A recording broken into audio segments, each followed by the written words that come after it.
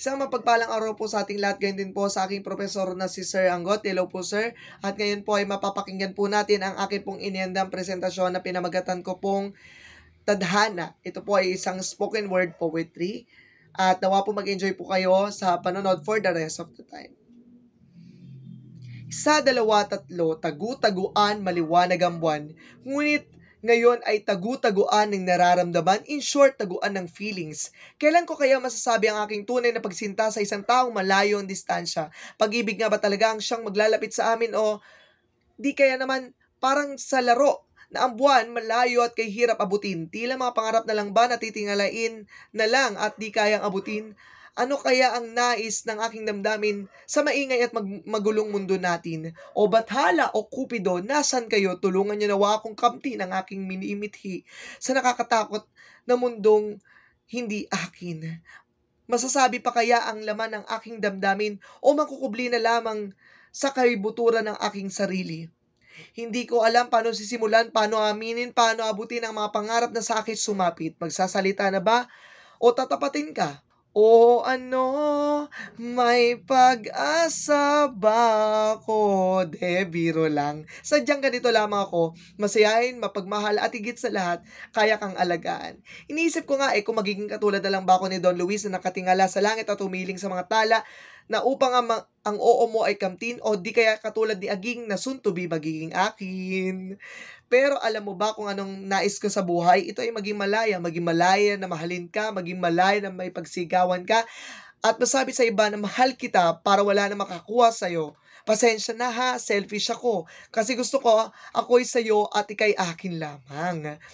Huwag mo sana akong pagbawalan na malapitan ka at pangarapin ka kahit pareho tayo ng kasarian. Kasalanan mang ituring ng iba, ngunit paano ang pagmamahal ko para sa'yo ay sadyang wagas at di magmamaliw.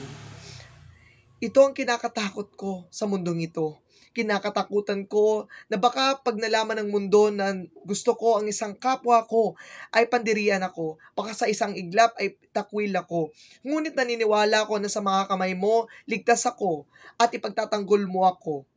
Sa isang iglap, napaisip din ako na para akong nasa isang pelikula na ako si Cardo Dalisay na oo nasasaktan at minsan pa ay walang kamatayan, ngunit laging nabubuhay sa tamis ng mga ngiti mo.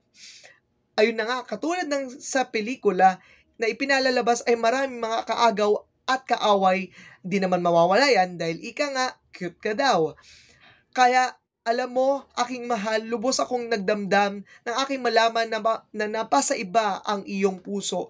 Hindi ko man ito hindi mo man ito aminin, ngunit ramdam ko at alam ko. Labis akong lumuha na para bagang gusto kong magwalling at sabihin na pangit ba ako? Kapalit-palit ba ako?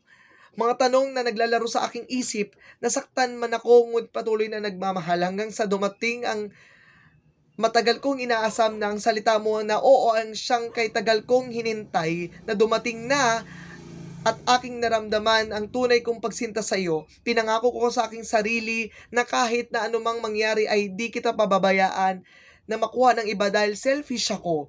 Gusto ko na akin ka lang. Ikaw ang ikaw ang nagpapasaya sa aking buhay sa mundo ko na puno ng ingay at gulo. Na pagkatapos, ikaw ang aking magiging pahinga. Matyaga mo kong hinihintay na habang sa aking pag-uwi na kahit ikay antok, pinipilit mo pa rin magising. Ngunit sinasayang ko paminsan-minsan ang oras na iyong ibinibigay na aking inilalaan sa panandali ang ligaya na nadarama ko. Ngunit hindi sa iyo kundi sa ibang tao. Akala ko na ang paglihim na ito ay hindi lalabas. Ngunit kahit ika nga nila na kung ano ang baho na ito ay aalingasaw pa rin. Takot ako na malaman mo ito na ang mga luha ko'y nag-uunahan sa pagbagsak sapagkat di ko alam ang nararamdaman. Galit ang tanging kung nakikita sa iyong mga mata. Kaya nais kong maayos tayo dahil sa aking kahibangan na aking nagawa laban sa iyo. Pagbigyan mo sana ako na muli kong mapatunayan ang aking sarili dahil sa pareho tayong ng nararamdaman na ayaw nating mawala ang bawat isa at sa itatanim natin sa ating puso at isipan na meron akong ikaw na laging nandiyan. Maraming salamat sa pakikinig.